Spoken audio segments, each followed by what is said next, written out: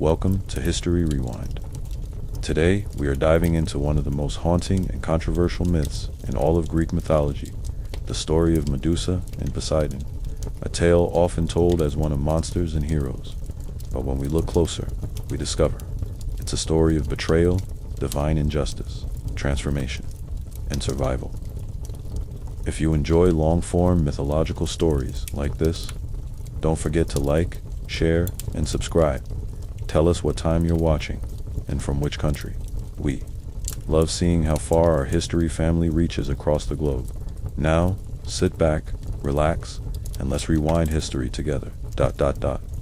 In the beginning, before she was a symbol of terror, before her name inspired fear, Medusa was simply a woman, a mortal woman, the only mortal among the three sisters, known as the Gorgons.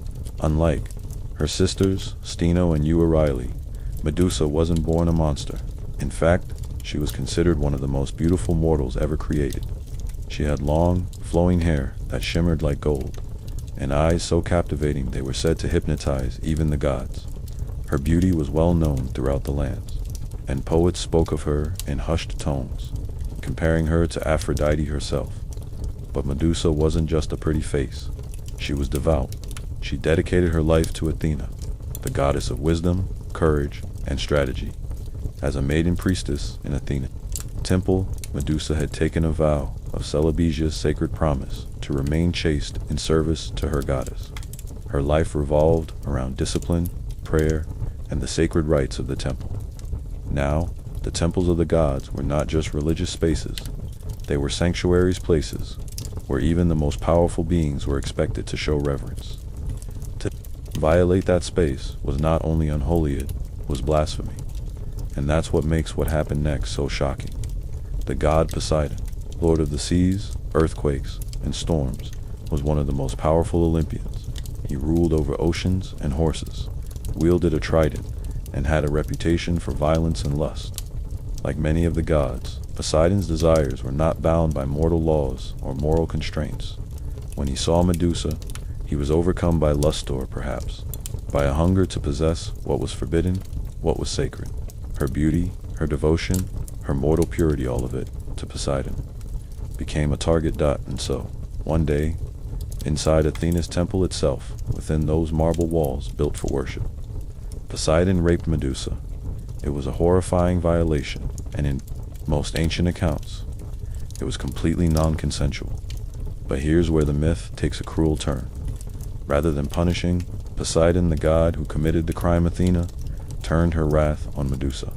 She transformed Medusa's beautiful hair into a nest of venomous serpents. Her eyes, once soft and alluring, were cursed to turn anyone who gazed into them into stone. Her voice, once melodic in temple songs, became monstrous.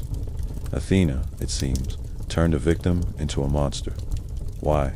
Why would a goddess of wisdom punish a woman who had been violated? This question has echoed through centuries. Some say Athena was cold and calculating, that her temple had been defiled, and as a goddess of discipline and war, she could not allow emotion to cloud justice. Others suggest that Athena didn't punish Medusa as retribution, but rather transformed her into something terrible so she would never be victimized again. That the snakes, the petrifying gaze, the monstrous form were a twisted form of protection.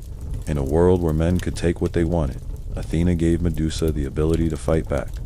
But regardless of the intention, Medusa was changed forever, banished from society. She fled to the far edges of the known world, beyond the reach of mortals and gods. Her home became a desolate island, where no one dared to tread. Her sisters, Steno and Euryale, who were immortal, lived with her. But even they could not understand the depth of Medusa's pain, because they had not suffered as she had. Over the years, stories began to spread, that she was a man-eating beast, that her stare could kill, that she feasted on those foolish enough to wander into her realm. But these were only half-truths. Medusa wasn't hunting, she was hiding, defending herself, living in the only way the gods had allowed her to live, alone, cursed, feared. In many ways, Medusa became the embodiment of rage and sorrow. She was the result of divine hypocrisy, a mortal woman caught between the lust of one god and the judgment of another. Her curse wasn't just the snakes or the stone gaze. It was being forgotten as a woman and remembered only as a monster. But fate wasn't done with her. Enter Perseus. Perseus was the son of Zeus and a mortal woman named Dano, a demigod, brave, and ambitious. He was sent on a deadly quest to retrieve the head of Medusa and bring it back as a trophy. The command came from King Polydex, who secretly hoped the task would kill him. But Perseus was not alone. The gods, as they often did, took sides. Athena, perhaps still tangled in her complex history with Medusa, offered him a polished bronze shield mirror to avoid looking directly at Medusa's deadly gaze. Hermes gave him winged sandals, and Hades lent him a helm of invisibility. Armed with divine tools, Perseus traveled to the island of the Gorgons. There, he found Medusa sleeping. At that moment, this feared creature, this so-called monster, was just a woman again.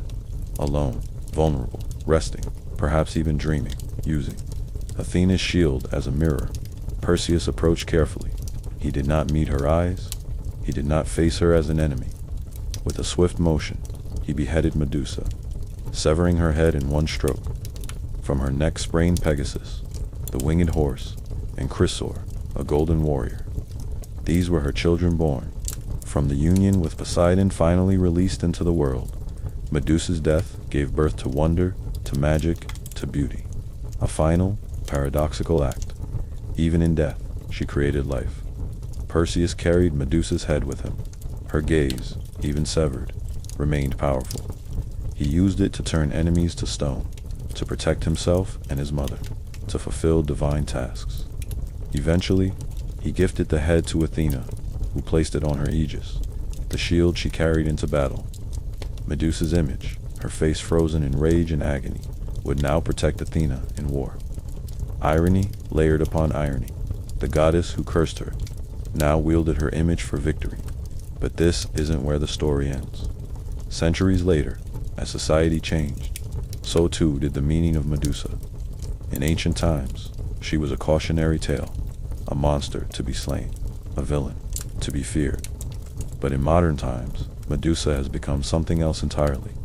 To many, she is a symbol of feminine rage, of trauma unacknowledged, of victimhood turned to strength. Artists and writers began to revisit her myth, not as the tale of a monster, but as the story of a wronged woman punished not for her actions, but for what was done to her. She has been reclaimed as a figure of power. Her stare is no longer something to fear, but something to respect.